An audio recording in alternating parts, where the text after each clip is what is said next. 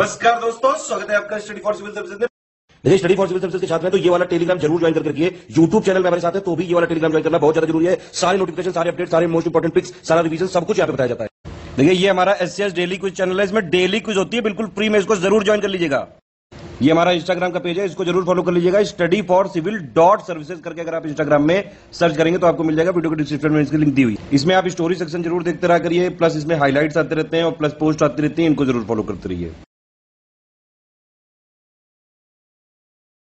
नमस्कार दोस्तों, एक बार फिर से आपका बहुत बहुत स्वागत है स्टडी फॉर सिविल सर्विसेज में। और मैं एसके त्रिपाठी आज आप सभी के साथ जो हमारी daily current affairs news analysis की सीरीज है उसको यहाँ पर बाइलिंगुअल मैनर में कंटिन्यू करूंगा, कंप्लीट करूंगा। और ये जो सारे न्यूज मटेरियल हैं आपके, वो आपके लीडिंग न्यूज़पेपर्स और गवर्नमेंट वेबसाइट से लिए जाते हैं, जो आपके लिए सारे एग्जाम्स के पॉइंट ऑफ व्यू से, स्पेशली फॉर यूपीएससी और जो स्टेट पीसीएस है उनके लिए बहुत ही ज्यादा बेनिफिशियल साबित होगा, लाभदायक सिद्ध होगा। तो आप लोग इसको रेगुलर देखें और इसका महत्तम लाभ अर्जित करें। साथ ही अगर आप लोगों ने इस वीडियो में 5000 लाइक्स का टारगेट कंप्लीट किया तो आप लोगों को इसकी पीडीएफ बिल्कुल फ्री ऑफ कॉस्ट प्रोवाइड की जाएगी।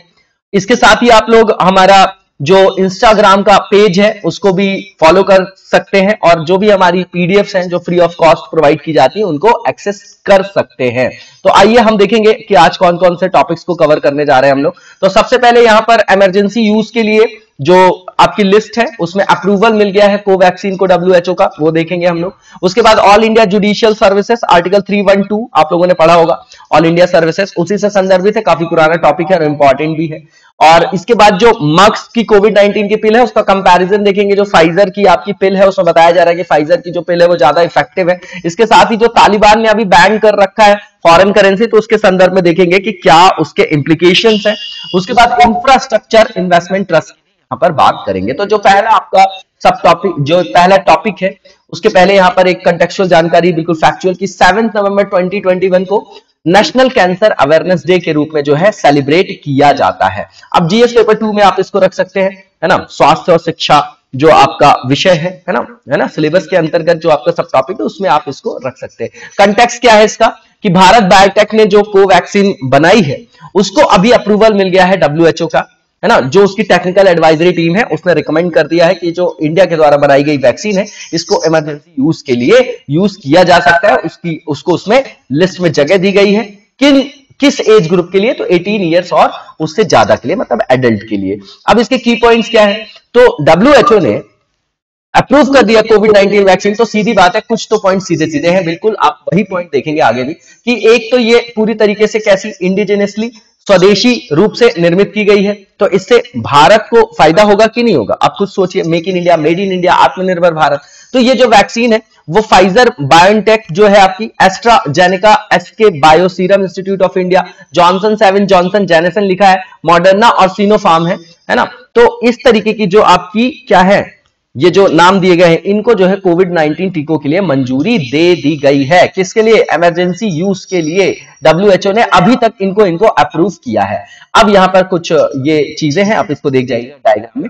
हम यहां पर नेक्स्ट पॉइंट देखेंगे, ये हैदराबाद में जो बेस्ड है आपका भारत बायोटेक और Indian council of medical research, कौन, ICMR जो है उसने डेवलप किया है पूरी तरीके से आपकी स्वदेशी रूप से निर्मित आपकी ये वैक्सीन है जिसका नाम कोवैक्सीन है। अब इमरजेंसी अगर लिस्टिंग में इसको जगह मिली, है ना, तो उसके इंप्लीकेशंस अलग है इंडिया के लिए, है ना। हमारे यहाँ के साइंटिस्ट को भी जो है एक तरीके से रिकॉग्नाइज किया जाएगा, है ना। वैश्विक स्तर पे जो है भारत का एक क्या है, एक ओहदा बढ़ेगा। अब यहां पर ये डिले हो गया था लास्ट मंथ, उसका सीधा सा कारण यह कि जो टेक्निकल एडवाइजरी ग्रुप था उसने कुछ एडिशनल क्लैरिफिकेशन मांगा था, है ना, रिस्क असेसमेंट के रिस्पेक्ट में भारत बायोटेक से, तो उसको देने में थोड़ा टाइम लग गया, इसलिए लास्ट मंथ जो है वो डिले हो गया था। अब ये जो टेक्निकल एडवाइजरी ग्रुप है वो है क्या, तो इंडिपेंडेंट एडवाइजरी बॉडी है। ये प्रोवाइड करती है रिकमेंडेशंस किसको, WHO को, कि इन एस्पेक्ट्स में, इन नॉर्म्स के रिस्पेक्ट में आप अप्रूवल दे सकते हैं वैक्सीन को, है। उसके बाद जो टीम है लास्ट मंथ जो है वो आई थी अक्टूबर में, 26 अक्टूबर, और उसने कुछ एडिशनल क्लैरिफिकेशन मांगा था, उसी के चक्कर में डिले भी हो गया। अब वो जो है प्रोवाइड कर दिया गया होगा भारत बायोटेक के द्वारा, तो अब उसको अप्रूव कर दिया गया, ठीक है ना, नॉर्मल सी चीज है। अब इसके बाद हम देखेंगे कि इसमें एक प्रोसेस है, ठीक है ना, अपनी मंजूरी जो दी है जिन आंकड़ों को देख के, तो उसमें किस तरीके की प्रोसेस को फॉलो करें, ये EUL एक प्रोसीजर है ना, रिस्क असेसमेंट के लिए। तो कोवैक्सीन ने जो डिमॉन्स्ट्रेट किया कि Covaxin has demonstrated 77.8% effectiveness against जो आपका सिम्प्टोमैटिक कोविड-19 है, और 65.2% एफिकेसी, यहां प्रोडक्टिविटी की बात कर रहे हैं कि प्रोटेक्शन है against the new delta variant. तो भैया इस तरीके की सुरक्षा का वो आश्वासन दे रहे हैं ना, यहां पर प्रभाव उत्पादकता की बात की जा रही है। अब ये जो इमरजेंसी अप्रूवल उसके बारे में बता रहे हैं कि ये जो EUL प्रोसेस है, ये एक तरीके से पूर्व निर्धारित आवश्यकता, प्री रिक्विजिट है किसके लिए? COVAX initiative in vaccine supply and allows countries to expedite their own regulatory approval to import and administer कोविड-19 वैक्सीन। बिल्कुल सिंपल सी बात है। अब ये रिस्क बेस्ड प्रोसीजर होता है जिसमें असेसमेंट किया जाता है कि भैया इस वैक्सीन का या इस दवा का क्या प्रभाव ह्यूमन बींग्स पे पड़ेगा, क्या साइड इफेक्ट्स हो सकते हैं। वही बता रहे हैं यहां पर कि assessing and listing unlicensed vaccine therapeutics and in vitro diagnostics with the ultimate aim of expediting the availability of these products to people affected by a public health emergency. तो जोखिम आधारित प्रक्रिया है ये कि भैया कितना जोखिम है उसका आकलन करना इन तरीके से, फिर उसको लिस्ट किया जा सकता है ना, लिस्ट किया जाता है और पब्लिक हेल्थ इमरजेंसी में उसका यूज किया जाएगा। नॉर्मल सी चीज है। अब इसके बाद जो यहां पर लिखा गया है कि इसके क्या निहितार्थ होंगे भारत के लिए, है ना, अगर कोवैक्सीन को इस तरीके का अप्रूवल मिल गया, तो सीधी बात है इमरजेंसी यूज में अगर इसको यूज में लाया जाएगा तो ये एक तरीके के कैसे द्वार को खोलेगा, किस तरीके के द्वार को जो है ओपन करेगा, किस तरीके के डोर को, जो हमारे बहुत सारे देश हैं वहां पर भी इंडियंस को वैक्सीनेशन करने की और उसके साथ ही फिर वैक्सीनेट करने की, उनको हेल्प करने की, जो भी कंट्रीज है, नेबरिंग कंट्रीज है हमारी, और उसके अलावा कई देशों में भारतीयों को फिर भ्रमण की भी अनुमति मिल जाएगी। नॉर्मल सी चीज है। इसके बाद जो आप देखेंगे कि यहाँ पर देशों के नाम बताए जा रहे हैं कि जो कुछ कंट्रीज है जहां पर ऑलरेडी इसको अप्रूव कर दिया गया, कुछ ऐसी हैं कि वो वेट कर रही थी कि WHO का अप्रूवल मिल जाए तब हम इसको अपने यहाँ यूज में लाएं अपने देश में। तो गुयाना है, ईरान है, मॉरिशस है, मैक्सिको, नेपाल है, पैराग्वे है, फिलीपींस है, जिम्बाब्वे, ऑस्ट्रेलिया, ओमन, श्रीलंका, एस्टोनिया, ग्रीस है। इनके यहां पर ऑलरेडी अप्रूव किया गया कोवैक्सीन को, और बहुत सारे देश जो है वेट कर रहे थे अप्रूवल का, WHO का अप्रूवल मिल जाए तो अब और भी जगह इसको देखा जा सकता है कि वहां पर यूज किया जाएगा। तो अपार्ट फ्रॉम इट्स सिग्निफिकेंस, जो इंडियन इनोकल्टेड जो लिखा है ना, inoculated with this vaccine the WHO recognition bring recognition for Indian scientist. सीधी बात है, भारतीय जो वैज्ञानिक है उनको रिकॉग्निशन मिलेगा, है ना, वैश्विक स्तर पर भारत का ओहदा बढ़ेगा कि कोवैक्सीन क्योंकि पहला इंडिया मेड वैक्सीन है अगेंस्ट कोविड-19, है ना। इसके बाद जो नेक्स्ट आर्टिकल है इसमें ऑल इंडिया जुडिशियल सर्विसेज है। देखिए सीधी बात है कि ये रिफॉर्म है एक तरीके का, ठीक है ना, किसमें? लोअर जुडिशरी में जो है एक तरीके से रिफॉर्म के संदर्भ में ये वापस से चर्चा में आया है कि जिस तरीके से यूपीएससी वगैरह की पेपर होता है ना, कि यूपीएससी जो कंडक्ट कराता है ऑल इंडिया सर्विसेज को, कि सेंटर रिक्रूट करता है और फिर वो स्टेट में सर्व भी करते हैं, तो उसी तरीके से ऑल इंडिया जुडिशियल सर्विसेज को फिर से जो है बात की जा रही है कि इसको अब स्टैब्लिश किया जाएगा। 5 दशक से चल रही है, 1958 से ये चर्चा, है ना, तो 60 के दशक से ही आप देखेंगे। तो की पॉइंट क्या है कि हमारे जो लॉ मिनिस्टर है किरण रिजिजू उन्होंने अभी एक मीटिंग ऑर्गेनाइज की, बुलाया सारे स्टेट के लॉ मिनिस्टर्स को, है ना, लास्ट वीक में, और डिस्कस किया कि भैया ऑल इंडिया जुडिशियल सर्विसेज और उससे रिलेटेड इश्यूज कि किस तरीके से पूरे इंफ्रास्ट्रक्चर को डेवलप किया जाए लोअर जुडिशरी के लिए, है ना। अभी जो लोअर जुडिशरी के अपॉइंटमेंट में आप देखेंगे तो आर्टिकल 233, 234 देखते हैं, है ना। अभी आप PCSJ का पेपर भी सुनते हैं, उसी से संदर्भित है। अब ये आइडिया कैसा है? तो सेंट्रलाइज्ड रिक्रूटमेंट कैसे? जजेस का, ठीक है ना, ये डिबेटेबल है ना, हमेशा से दशकों से है in legal circles for decades and remains contentious. क्यों डिबेट में होगा? खुद ही सोचिए, सेंटर और स्टेट का रिलेशन जब हम पढ़ते हैं तो वहां पढ़ते हैं कि सेपरेशन ऑफ पावर। हमेशा स्टेट्स बोलते हैं कि हमारे ऑटोनॉमी पर जो है खतरा हो रहा है ना, तभी तो कोऑपरेटिव फेडरलिज्म की बात कर रहे हैं। प्लानिंग कमीशन की जगह नीति आयोग की बात करें तो बोल रहे हैं कि भैया इस तरीके के प्रावधान से तो और ज्यादा सेंट्रलाइजेशन होगा, तो केंद्रीकरण की प्रवृत्ति बढ़ेगी, तो जो शक्ति का झुकाव है सेंटर की तरफ होगा। यही डिबेट है, सेंटर स्टेट रिलेशन में यही पढ़ते हैं हम, उसी से संदर्भित है। अब इसके बाद ये जो ऑल इंडिया जुडिशियल सर्विस है उसके बारे में कुछ कंटेक्चुअल जानकारी है कि जो ये सभी राज्यों के लिए इसके द्वारा क्या अतिरिक्त जिला न्यायाधीश, है ना, जो एडिशनल डिस्ट्रिक्ट जज होते हैं और डिस्ट्रिक्ट जजेस होते हैं, उनके लेवल पे जो है वहां पे जजेस को जो रिक्रूटमेंट का प्रोसेस है उसमें रिफॉर्म के संदर्भ में बात करें कि सेंट्रलाइज्ड जो आपका सिस्टम है उसको वहां पर अप्रूव किया जाना चाहिए ऑल इंडिया जुडिशियल सर्विस के संदर्भ में। जैसे यूपीएससी पेपर लेती है और फिर सेंट्रल पेपर लेता है एक तरीके से यूपीएससी और स्टेट में वो सर्व करते हैं, ठीक उसी तरीके से जो हमारे यहाँ लोअर कोर्ट्स है वहां पर भी सेंट्रली उनको रिक्रूट किया जाए, सेंट्रल रिक्रूट करे और फिर राज्यों को वो अपना क्या करे, वहां पर असाइन करे उनको सर्व करने के लिए। ये बात है। अब यहां वर्तमान में क्या प्रावधान है हमारे यहाँ, तो संविधान में भैया 2 आर्टिकल है, आर्टिकल 233, 234, जो डील करता है अपॉइंटमेंट से, किसके, डिस्ट्रिक्ट जजेस से, and place it in the domain of state. तो वहां पर जो है राज्य को प्राधिकार दिया गया है। अब सिलेक्शन प्रोसेस जो है ये कंडक्ट कराया जाता है किसके द्वारा, तो राज्य लोक सेवा आयोग कराती है अभी। इसीलिए पूरे इंडिया में अलग अलग नॉर्म्स देखेंगे। जैसे आप पीसीएस ले लीजिए तो किसी स्टेट में माइनस मार्किंग है, किसी में नहीं है। आप लेवल देख लीजिए, तरीका देख लीजिए, तो कितना डिले। यूपीएससी पेपर कराता है तो एक टाइम पे पेपर होता है, कम से कम यूनिफॉर्मिटी तो आएगी, यूनिफॉर्मिटी तो आएगी कम से कम। ये एक पॉइंट है। अब यहां पर जो ये पेपर कराता है तो स्टेट पब्लिक सर्विस कमीशन, और जो कंसर्न आपका हाई कोर्ट होगा स्टेट का। Since high courts exercise jurisdiction over the subordinate judiciary in the state. याद रखिए हमारे यहां यूनिफाइड एकीकृत न्यायपालिका है, लेकिन एक हायरार्की, एक स्ट्रक्चर है। तो उसमें supreme court, high court, lower court. तो भैया लोअर कोर्ट जो है सबऑर्डिनेट कोर्ट्स, उसके ऊपर ज्यूरिसडिक्शन, क्षेत्राधिकार किसका है, जो आपका एक्सरसाइज करता है हाई कोर्ट है। तो पैनल्स ऑफ हाई कोर्ट जजेस interview candidates after the exam and select them for appointment. बिल्कुल सीधी सी बात, पेपर होता है, पीसीएसजे को आप दिमाग में लेके चलिए। अब यहाँ पर जो जजेस हैं लोअर जुडिशरी के, ठीक है, जो जजेस वगैरह हैं उनका जो स्टेट में जो आपका अपॉइंटमेंट होता है, तो वही बता रहे हैं कि पीसीएसजे के पेपर के माध्यम से किया जाता है ना, और इसको आमतौर पर पीसीएस जुडिशरी बोला जाता है।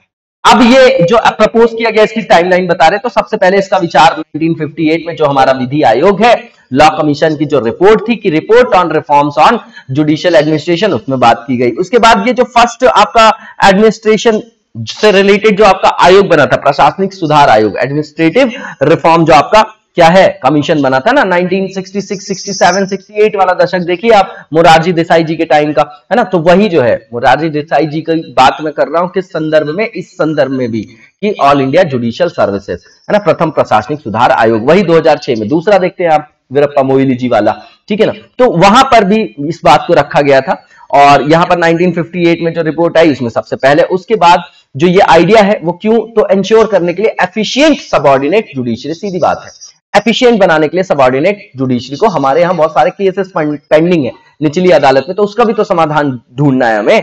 टू एड्रेस स्ट्रक्चरल इश्यूज को एड्रेस करने के लिए, सच एज वैरिंग पे एंड रिमनरेशन अक्रॉस स्टेट। बिल्कुल ठीक बात है कि भैया सैलरी हर स्टेट में अलग अलग है, रिमनरेशन भी अलग है, यूनिफॉर्मिटी आए तो लोगों को मोटिवेशन आए कम से कम, है ना। बहुत सारे लोग ये पीसीएस जे वगैरह में इंटरेस्टेड नहीं होते, लिटिगेशन में होते हैं कि भैया जाएंगे सुप्रीम कोर्ट में हम प्रैक्टिस करेंगे।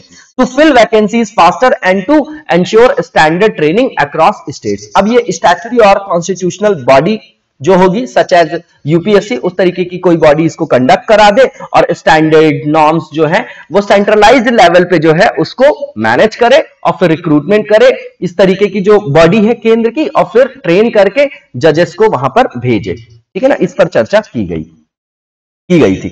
अब इसके बाद आप देखेंगे कि जो नेक्स्ट पॉइंट है, ये आइडिया प्रपोज किया गया फिर से 1978 में जो लॉ कमीशन की रिपोर्ट आई, उसमें डिस्कस किया गया कि डिलेज एंड जो आपके एरा वगैरह है ना, जो आपके जो भी देरी है ना, जो विलंब है, जो लंबित मामले हैं, तो उसको किस तरीके से एड्रेस किया जाए लोअर कोर्ट्स के संदर्भ में बात करें, तो इस पर चर्चा की गई। न्याय अगर मिल भी गया किसी को बहुत सालों बाद, बोलते हैं ना 20 साल बाद उनको न्याय मिला, तो वो भी अपने आप में अन्याय है। और हमारे यहाँ जो है वो बहुत टाइम लगता है, ठीक है ना। आपने रेगुलर सुना होगा, क्यों, अवेलेबिलिटी, वर्कफोर्स भी कम है, रेशो देखेंगे ना आप तो वो भी कम है ना, कंपेयर करके देखेंगे डेवलप्ड स्टेट से। अब 2006 में पार्लियामेंट्री जो आपकी पार्लियामेंट्री स्टैंडिंग कमेटी, अब बताइए कमेंट बॉक्स में कि स्टैंडिंग कमेटी मतलब 2 कमेटी होती है, एक परमानेंट होती है, एक एडहॉक होती है। तो ये कैसी standing committee on personnel public grievances law and justice in its, एक तो ये हो गई कमेटी। उसके अलावा लॉ एंड जस्टिस की फिर 15th रिपोर्ट आई, उसने भी जो है पैन इंडियन जुडिशियल सर्विसेज की बात की, और उसके लिए ड्राफ्ट भी बनाया था, एक बिल भी बनाया था, ड्राफ्ट किया था बिल को। तो बताइएगा जरा कमेटीज कितने प्रकार की होती है, सबसे इंपॉर्टेंट जो कॉन्स्टिट्यूशनल कमेटीज है उनका नाम लिख के बताइएगा कमेंट बॉक्स पे। अब इसके बाद जो नेक्स्ट पॉइंट यहां पर दिया गया है कि गवर्नमेंट ने रिवाइव करने की बात क्यों रखी है, ये आइडिया कैसे आया, तो गवर्नमेंट ने टारगेट किया है रिफॉर्म, फिर कहां टारगेट करेंगे, लोअर जुडिशरी, उस पूरे इंफ्रास्ट्रक्चर में, है ना, ताकि वहां पर जो है उसको इंप्रूव किया जा सके, उसके किसमें, आउटपुट में। और इंडिया का जो ease of doing business ranking है वो वहां पर भी इंप्रूवमेंट आएगा। As efficient dispute resolution is one of the key indices in determining the ranking. बिल्कुल ठीक बात है, जो हमारे यहाँ इंडिया का जो ease of doing business ranking में जो स्थान है वो भी तो इंप्रूव हो जाएगा, क्योंकि ये की जो है आपका संकेतक है। ऑफिशियल्स ने ये भी बोला कि ये एक स्टेप है किस डायरेक्शन में, तो भैया एफिशिएंट बनाने के लिए लोअर जुडिशरी। बिल्कुल सिंपल पॉइंट है। इसके बाद आप देखेंगे कि यहाँ गवर्नमेंट ने काउंटर भी किया कि जब स्टेट्स आपके अपोज कर रहे हैं कि हमारी ऑटोनॉमी पे अब फिर संकट आ रहा है, स्वायत्तता पे, है ना, इस तरीके से केंद्रीकरण की जो है प्रवृत्ति बढ़ रही है, तो बोले भैया कि जिस तरीके से यूपीएससी में आईएएस सेलेक्ट होते हैं, सेंट्रल करते हैं और फिर वो कहां पर सर्व करते हैं, स्टेट में, तो उसी तरीके से ये भी काम करेंगे, है ना, वहां उनको भी कैडर अलॉट कर दिया जाएगा। इस तरीके की बातें यहां पर रखी गई काउंटर में। नेक्स्ट जो पॉइंट है इसमें मर्क की जो आपकी मर्क्स की कोविड-19 पिल है उसका कंपैरिजन फाइजर से बताया जा रहा है। सीधी बात है, यहां पर जो बात निकल के आई है, जो भी आंकड़े अभी उपलब्ध है, कि भैया जो फाइजर है उसकी जो पिल्स है वो ज्यादा इफेक्टिव है, ठीक है ना। तो Pfizer Inc and Merck and co Inc जो है उसने डेवलप किया है एक्सपेरिमेंटल एंटीवायरल पिल्स जो शो कर रही है आपकी प्रॉमिसिंग इफिकेसी, ये है keyword, in trials of adults with कोविड-19 who are at high risk of serious illness. तो कौन सी बेटर है, इस पे यहां पर कुछ पॉइंट्स लिखे गए हैं। तो सीधी बात है, ट्रायल के जो फिगर्स हैं, पूरे तो अभी आंकड़े उपलब्ध नहीं है दोनों कंपनियों के, तो जो भी उपलब्ध आंकड़े उसके हिसाब से फाइजर को ज्यादा इफेक्टिव माना जा रहा है। फाइजर ने बोला, जो ट्रायल के रिजल्ट्स उसके आए, जो उन्होंने वहां पर इवैल्यूएट किया, कि उनकी जो पिल है वो रिड्यूस करती है किसके, हॉस्पिटलाइज होने के चांसेस को और डेथ को 89%। अगर किसी व्यक्ति के अंदर कोविड के लक्षण को अगर पहचाना गया और 3 दिन के अंदर अगर उनको इस तरीके की जो इनकी टैबलेट है वो प्रोवाइड की गई, वो कोर्स कराया गया 3 दिन, तो हॉस्पिटलाइजेशन और डेथ के चांसेस जो है वो रिड्यूस हो जाएंगे 89%। कोविड-19 पेशेंट की बात कर रहे हैं, ठीक है ना। At risk for severe illness given the treatment within 3 days of the onset of symptoms, और 85% अगर 5 दिन के अंदर उनको मतलब ये डोज दे दिया जाए। अब इसी के साथ मर्क की जो आपकी टैबलेट है उसको भी यहां कंपेयर कर रहे हैं कि यहां पर जो है 50% जो है हॉस्पिटलाइजेशन और डेथ का जो आपका चांस है वो कम हो जाएगा इनका कोर्स करने से, इनकी पिल्स को लेने से। एक का जो ये कोर्स है मर्क वाली टैबलेट का 5 दिन का और फाइजर में 3 और 5 दिन का कोर्स है, ठीक है ना। तो ये जो नॉर्मल सी चीजें यहां पर लिखी गई है। अब यहां पर जो है अभी पूरा डेटा तो है नहीं, जो डेटा उपलब्ध है उसी की बात कर रहे हैं। और इसने जो है 3 दिन के लिए कोई भी डेटा प्रोवाइड नहीं किया, किसने, मर्क ने, जबकि फाइजर ने दोनों किया 3 और 5 दिन। फाइजर की जो ड्रग है as the brand name Paxlovid, Merck का जो ड्रग है उसका ब्रांड नेम जो है आपका लैबगेवरियो है, ब्रिटेन, है ना, ब्रिटेन बेस्ड है वो आपका, where it has won regulatory approval, तो वहां पर उन्होंने जो है विनियामक जो भी संस्था उससे अनुमोदन प्राप्त कर लिया है। अब ये इंपॉर्टेंट क्या है, क्यों है, तो जो बहुत सारी जो वैक्सीन है वो अवेलेबल है पूरे वैश्विक स्तर पर, है ना, प्रिवेंट करने के लिए जो भी कोविड का इन्फेक्शन है, including one made by Pfizer. There are limited treatment options for people infected with कोविड-19। तो ये जो है सीमित विकल्प है ना, संक्रमित लोगों के लिए, ठीक है ना। तो उसमें भी ये आपका एक अच्छा क्या है, ये हमारे वैश्विक संदर्भ में एक अच्छी क्या है बात है कि टैबलेट वगैरह से भी इसको क्योर किया जा सकेगा। अब करेंटली अगर अद्यतन संदर्भ में देखें तो कोविड-19 पेशेंट जो है who are not sick enough to be hospitalized but are at risk of serious illness, लेकिन प्रोन है, अभी वो हॉस्पिटलाइज नहीं हुए लोग, लेकिन जो प्रोन है उनको भी तो यहां से क्योर किया जा सकता है एक तरीके से। Can be treated with antibody drugs though they have to be given intravenously at hospitals और इन्फ्यूजन सेंटर्स। बिल्कुल ठीक बात है, नॉर्मल सी चीज है। ये किस तरीके से काम करेगी, डोज वगैरह के बारे में बात करें तो जो दोनों ड्रग है वो 5 दिन के लिए भी है। फाइजर ने ये बोला है कि उनकी जो 3 पिल्स है मॉर्निंग और मतलब रात में लिया जाए अगर 3 दिनों तक, है ना, और मर्क की जो ड्रग है वो 4 पिल्स उसमें लिया जाएगा मॉर्निंग और मतलब रात में 4 दिनों के लिए बताया जा रहा है यहां पर, है ना। तो वो सिर्फ 5 दिनों का यहां पर प्रावधान है सीधा सीधा मर्क के लिए। तो ये जो है कोर्स के बारे में बता रहा है, इतना इंपॉर्टेंट नहीं है ना, ये कि कितनी गोलियां लेना है, कब कब लेना है, ये इतना इंपॉर्टेंट नहीं।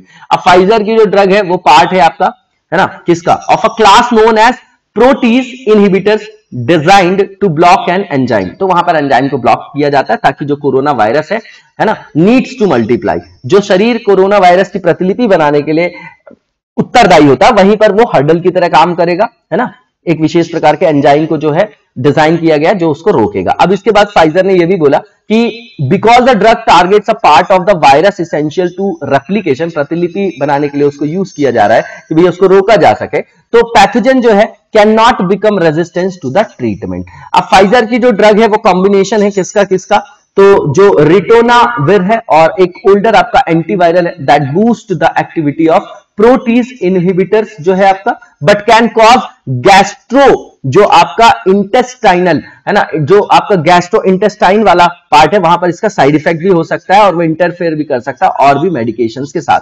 अब याद रखिए कोई भी एलोपैथिक दवाई लेते हैं तो उसके कुछ ना कुछ साइड इफेक्ट्स होते हैं, उसी के बारे में चर्चा कर रहे हैं। मक की जो आपकी पिल है उसने जो डेवलप किया है with Ridgeback Biotherapeutics is a nucleoside analogue. अब ये आप देखेंगे तो बायोटेक्नोलॉजी, जेनेटिक जो आपका जीन है ना, पढ़ते हैं ना बायोटेक, ATCG है ना, जीन एडिटिंग वगैरह, तो ये जो है आपका उस फील्ड का क्वेश्चन है, उस सेगमेंट का, और ये यूपीएससी का फेवरेट टॉपिक भी है।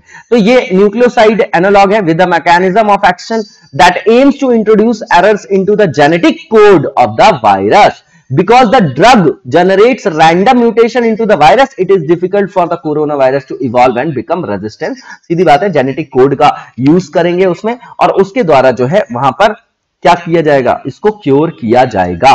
ठीक है ना। अब बताइएगा जरा कि जो आपका जो जेनेटिक जो आपका कोड है इसमें एक आपका मिशन चल रहा है ना, रीड और राइट दोनों था इसमें, आप लोग पढ़ते होंगे, तो बताइएगा जरा कि ऐसा कोई कौन सा प्रोग्राम है जो जीन एडिटिंग से है ना, तो पहले रीड था कि राइट था, तो इसमें ये फैक्ट्स बताइएगा कि जैसे वुली मैमथ के लिए भी एक प्रोजेक्ट आया हुआ है कि उनको जो है रिस्टोर किया जाएगा वापस से, और इसके संदर्भ में हैदराबाद में आपका लैकोन्स वगैरह लैब भी है। बताइएगा जरा लैकोन्स जो है हैदराबाद में वो वहां पर क्या रखा जाता है। जैसे बरेली में भी बहुत सारी चीजें जो है आनुवांशिक जेनेटिक कोड के लिए रखी गई हैं रिस्टोर करने के लिए, ये सब चीजें आप लोगों ने देखा होगा। वुली मैमथ वो हाथी मेरे साथी वाला आप समझ के चलिएगा, ठीक है ना। तो सप्लाई मूवी वगैरह में देखा होगा आप लोगों ने पुरानी।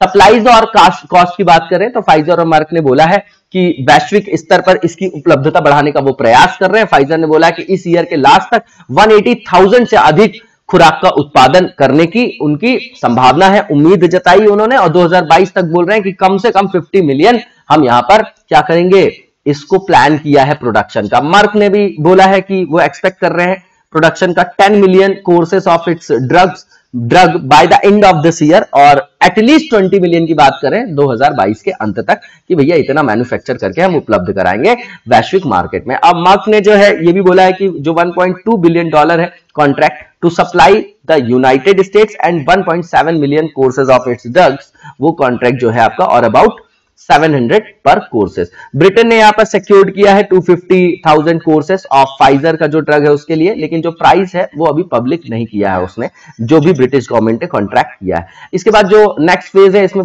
जो नेक्स्ट आर्टिकल है इसमें बात की जा रही, तालिबान ने जो बैन किया फॉरेन करेंसी को, IR का पार्ट है GS पेपर 2 का।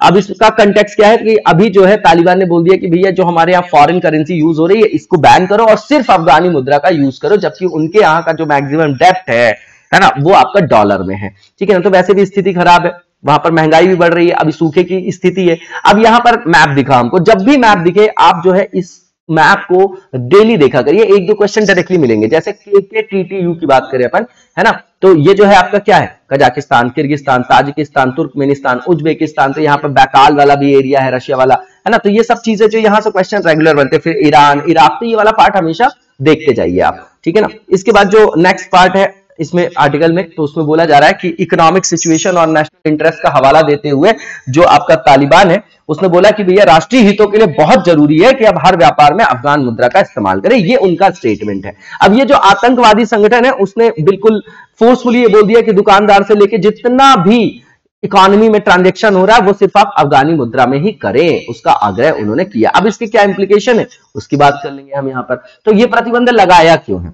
पहली बात तो अभी फॉरेन असिस्टेंस जो है वैसे भी बहुत स्तर तक जो है उसकी कमी का सामना कर रहा है कौन? तालिबान, है ना। और उस समय पे इसने इस तरीके का डिसीजन ले लिया तो क्या होगा, उसका और ज्यादा नेगेटिव उसके इंपैक्ट पड़ेगा उसकी इकोनॉमी में। तो ये जो आतंकवादी समूह है वो ये चाह रहा है कि अरबों डॉलर का जो विदेशी भंडार है उसको जारी करने पर जोर दे रहा है। ये जो टेररिस्ट ग्रुप है वो पुश कर रहा है for the release of billions of dollars of overseas reserve, which have been frozen by the US and other countries ever since it violently seized power in Afghanistan over 2 months ago. तो भैया जब इन्होंने हिंसात्मक रूप से सत्ता पर प्राधिकार स्थापित कर लिया, तब से सीज करके बैठे यूएस और जो और कंट्रीज है, तो ये चाह रहे हैं कि वो जो है इनको वापस मिल जाए, इसलिए इस तरीके के टैक्टिक्स को ये अपना रहे हैं। अब आप देखिए कि जो नेक्स्ट पॉइंट है यहां पर लिखा गया कि द वैल्यू ऑफ द अफगानी, जो अफगानी मुद्रा उसकी वैसे भी बहुत ज्यादा डेप्रिशिएट हो गई, उसकी वैल्यू है ना, इन्फ्लेशन बढ़ा हुआ है, सूखे की अवस्थिति है, तो होगा क्या, सारी तरीके से जो है वो वैसे भी फंसे हुए। तो यहाँ पर मुजाहिद ने बोला है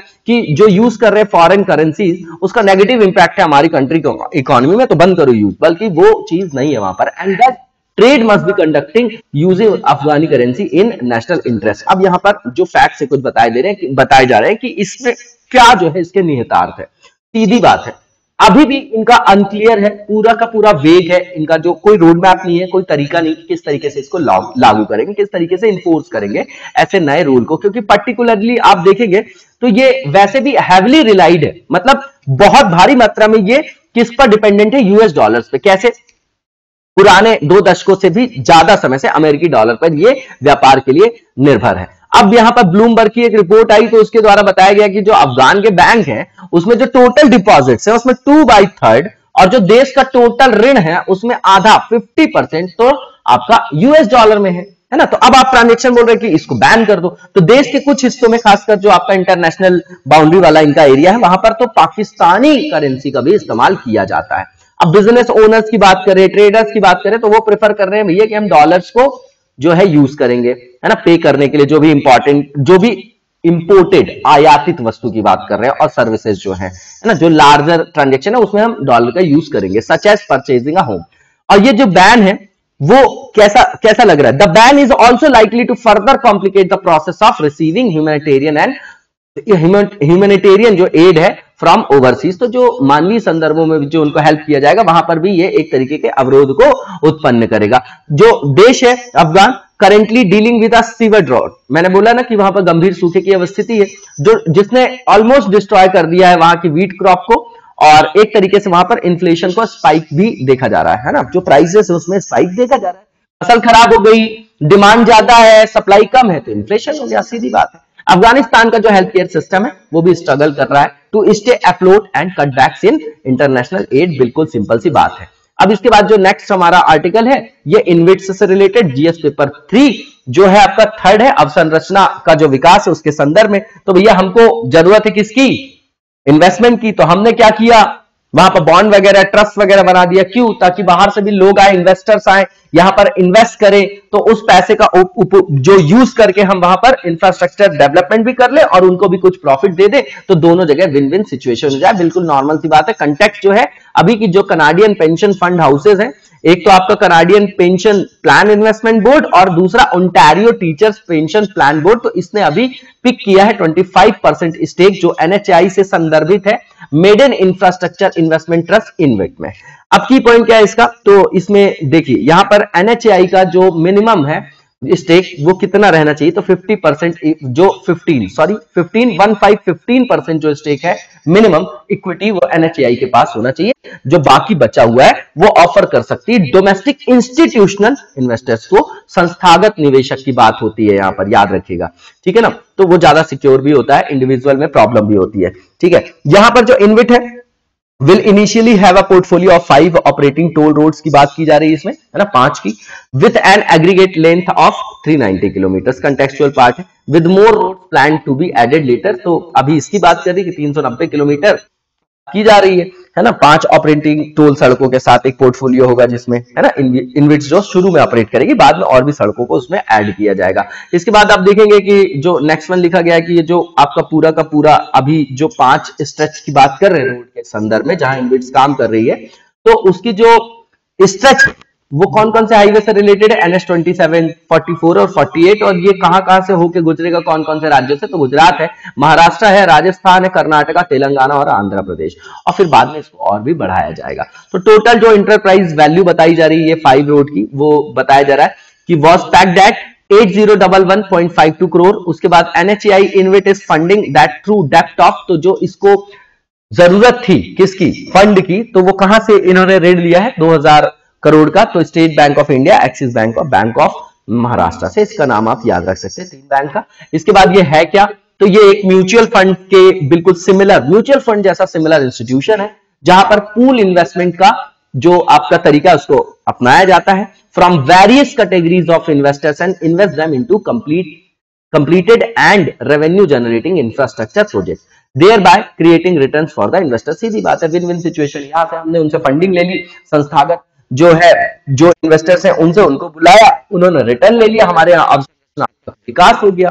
ठीक है ना, तो बिल्कुल बिल्कुल सीधा सा पॉइंट है, इसमें कोई भी ज्यादा एनालिसिस का स्कोप नहीं है। अब ये किसके अंतर्गत काम करते, तो सेबी का जो आपका क्या है रेगुलेशन है 2014 का, ठीक है ना, इंफ्रास्ट्रक्चर इन्वेस्टमेंट ट्रस्ट जिसको बोला जाता है, उसके अंतर्गत इसको जो रेगुलेशन 2014 के उसके अंतर्गत, और दूसरा जो एक एक्ट है Indian trust act 1882, very important point, इसको नोट डाउन कर लीजिएगा, इसी के अंतर्गत इसको रेगुलेट किया जा रहा है। अब इसकी संरचना बता रहे हैं, तो इसमें ट्रस्टी होते हैं, स्पॉन्सर है, इन्वेस्टमेंट मैनेजर है और प्रोजेक्ट मैनेजर है। ठीक है, तो जो ट्रस्टी है वो सर्टिफाइड होगा सेबी से, और इसकी रिस्पॉन्सिबिलिटी क्या है, तो inspecting the performance of an InvIT. सीधी बात है, उसके निरीक्षण की जिम्मेदारी है किसकी, इन्वेट की। अब स्पॉन्सर जो है वो प्रमोटर्स होंगे कंपनी के, that set up the InvIT, बिल्कुल नॉर्मल सी चीज है। इन्वेस्टमेंट मैनेजर जो है is interested with the task of supervising, पुनर्वीक्षा किसकी, एसेट्स की और इन्वेस्टमेंट की, किसके संदर्भ में बात करें, इन्वेट की। और जो प्रोजेक्ट मैनेजर है वो एग्जीक्यूटिव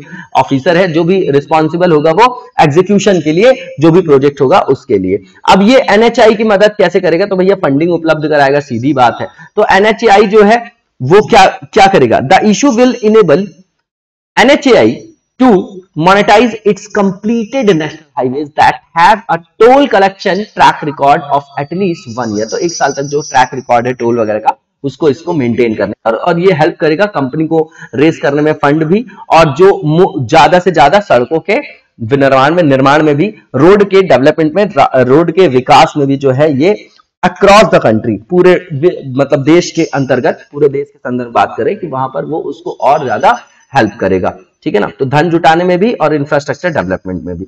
नेक्स्ट जो हमारा फेज है ये आपका रिलेटेड है एमसीक्यू से, और जो पहला क्वेश्चन है ये कामेंग रिवर से रिलेटेड, इसमें बताना कौन सा स्टेटमेंट ट्रू है।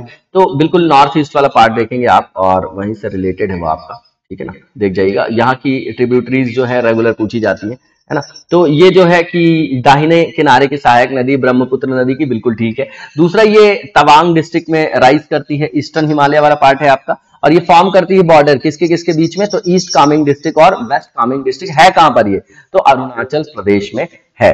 ठीक है ना, कौन कौन सी ट्राइब्स यहाँ पे पाई जाती हैं बताइएगा अरुणाचल प्रदेश में, मिश्मी है, अबोर है, डाफला है कि नागा है कि मीजो है, कौन कौन सी पाई जाती है मेनली, है ना। और वहां पर वो घाटियों के नाम पे, पहाड़ियों के नाम पे ही है, उन पहाड़ियों का नाम बताइएगा कमेंट बॉक्स में। दूसरा स्टेटमेंट भी ठीक है, पहला भी ठीक है। तीसरा ये कि काजीरंगा नेशनल पार्क है और पखुई जो वाइल्ड लाइफ सेंचुरी है वो लोकेटेड है नियर द कामेंग रिवर, बिल्कुल ठीक है। ऑल स्टेटमेंट्स आर राइट, यहाँ पर उपरोक्त सारे कथन सत्य हैं, इसका आंसर आपका ऑल ऑफ द अबव हो जाएगा। अभी न्यूज में इसलिए क्योंकि वहां पर जो है भूस्खलन के कारण मछलियों की मौत वगैरह देखी गई है, ठीक है ना, इसलिए जो है वहां पर रखा गया है क्वेश्चन को। दूसरा ये कि विश्व सुनामी जागरूकता दिवस, उससे रिलेटेड यहाँ पर ट्रू स्टेटमेंट्स को यहाँ पर हमको आइडेंटिफाई करना। पहला ये कि ये जो डे है आपका वर्ल्ड सुनामी जो आपका अवेयरनेस डे है 7 नवंबर को सेलिब्रेट किया जाता है, ये गलत है आपका, ये 5 नवंबर को हर साल क्या किया जाता है, सेलिब्रेट किया जाता है। पहला स्टेटमेंट गलत है, वैसे भी आंसर मिल गया आपको। दूसरा ये कि ये किस लिए मनाया जाता है, तो ये सुनामी के बारे में जागरूकता उत्पन्न करने के लिए लोगों के मध्य।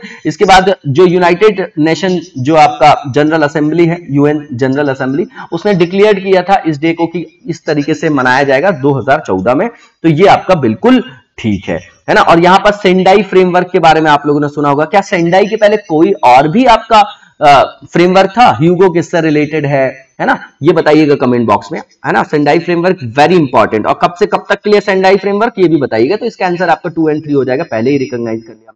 तीसरा जो यहाँ पर क्वेश्चन है ये जय भीम मुख्यमंत्री प्रतिभा विकास योजना से रिलेटेड स्टेटमेंट है, बताना है कौन सा ट्रू है। तो ये सबसे पहला स्टेटमेंट है कि ये स्कीम लॉन्च किया है गुजरात गवर्नमेंट ने, यही गलत है, ये दिल्ली गवर्नमेंट ने किया है, और पहला स्टेटमेंट आपका गलत हो गया, आंसर वैसे भी मिल गया। दूसरा ये कि ये कवर करेगा ऐसे चिल्ड्रंस को जो आपके मार्जिनलाइज्ड कम्युनिटी से बिलोंग करते हैं और इकोनॉमिकली जो है पुअर हैं आप, है ना, जो पुअर हैं आपके, ये चिल्ड्रंस उनको हेल्प करेगा। कुल मिला के कॉम्पिटिटिव एग्जाम के लिए है ये, है ना। तो उनको उस तरीके की सुविधाएं दी जाएंगी ताकि वो भी समाज के जो विकास की मुख्य धारा है उस पर वो सम्मिलित हो सके और उसको भी एक्सेस कर सके, इस तरीके की सुविधाओं की कोचिंग वगैरह की, ठीक है ना। और यहाँ पर फ्री कोचिंग के अलावा स्टूडेंट को 2500 रुपए भी गवर्नमेंट देगी ट्रैवल स्टाइपेंड, बिल्कुल ठीक है। जैसे आउट ऑफ पॉकेट एक्सपेंडिचर सुनते होंगे इंश्योरेंस के संदर्भ में, वैसे ही यहां पर है कि भैया कोचिंग तो अवेलेबल करा दी, आने जाने का अगर उसके पास पैसा नहीं है तो भी तो वो अटेंड नहीं कर पाएंगे, है ना, जिनकी स्थिति खराब है। तो इसका आंसर आपका 2 और 3 ओनली हो जाएगा। पहला स्टेटमेंट गलत था, 2 और 3 जो है सही है, आंसर आपका बी हो जाएगा। इसके बाद जो नेक्स्ट क्वेश्चन है इसमें पूछा जा रहा है जो प्रॉम्प्ट करेक्टिव एक्शन है ना, बहुत पुराना है, आपको बहुत इंपॉर्टेंट है, आपका एमपीएस से रिलेटेड है, बैंकिंग सिस्टम से रिलेटेड है। तो पहला लिखा गया कि एक फ्रेमवर्क है under which banks with weak financial metrics are put under watch by the RBI. बिल्कुल ठीक बात है, आरबीआई इसको जो है वापस से देखेगी क्योंकि वही वहां की रेगुलेटरी बॉडी है। It aims to check the problem of NPAs in the Indian banking sector. बिल्कुल ठीक बात है, आप रेगुलर देख रहे हैं कि एनपीए की प्रॉब्लम रेगुलर बढ़ती जा रही है इंडिया में। आरबीआई ने इंट्रोड्यूस किया था ये फ्रेमवर्क 2002 में, स्ट्रक्चर्ड किया था इसको। अर्ली इंटरवेंशन मैकेनिज्म है ये बैंक के संदर्भ में, जहां पर मतलब become under capitalise due to poor asset quality और vulnerable due to loss of profitability. बिल्कुल ठीक है, यहाँ पे तीनों के तीनों स्टेटमेंट ठीक है। इसका आंसर आपका ऑल ऑफ द अबव हो जाएगा, है ना। तो जो यहीं पर आज के वीडियो को विराम देंगे, नेक्स्ट वीडियो में कंटिन्यू करेंगे। तब तक लगातार जबरदस्त तरीके से पढ़ते रहिए। Thank you so much, best of luck.